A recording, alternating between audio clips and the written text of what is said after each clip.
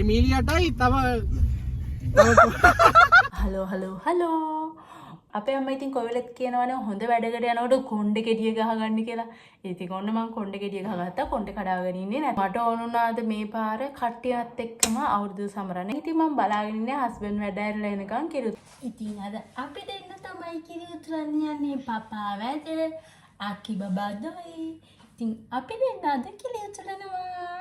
ඉතින් මගේ හීන සේරම සඵල කරමින් මට තමා තනියම කිරි උතුරන්න ඕනේ. ඉතින් අපි අවුරුදු දවසේ හිතුවා එමීලියා කැමති තැනකට එමීලියාව එක්කන් යන්න. අපේ හස්බන්ඩ් නැති වෙලා. උඹ බ්ලොක් කරපා. දැන් හම්බුණා අපේ හස්බන්ඩ්.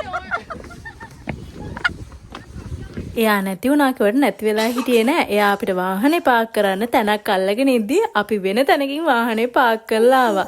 ඒක තමයි ඉතින් සිද්ධ වුනේ. අපි ඉතින් විකාර කර මෙන්න මේ තැනට තමයි අපි එමීලියාව එක්කන් ආවේ.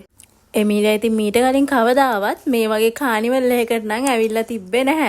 එයා කටත් අරන් තමයි මේක දිහා බලන් හිටින්. ඔය එහා පැත්තේ ඉන්නේ එමී බබාගේ මාමයි නැන්දයි. ඉතින් ඒ දෙන්නත් එමීටයි සවේටයි ගොඩක් ආද. ඉතින් අපි අද මේ ගමන ගියෙත් ඒ දෙන්නත් එක්කම තමයි. බලන්නකෝ ගෑල් ළමයිගේ ඩාන්ස් එකට යාළුවෝ දෙන්න වශී වෙලා බලන් ඉන්න හැටි. ඉතින් මෙතන පෙන්ගුයින් ලාගේ තව කට්ටියගේ ලස්සන දස්කමිස්කම් ගොඩක් තිබ්බා. ඉතින් හැම එකම වීඩියෝ කරගන්න බැරි වුණා.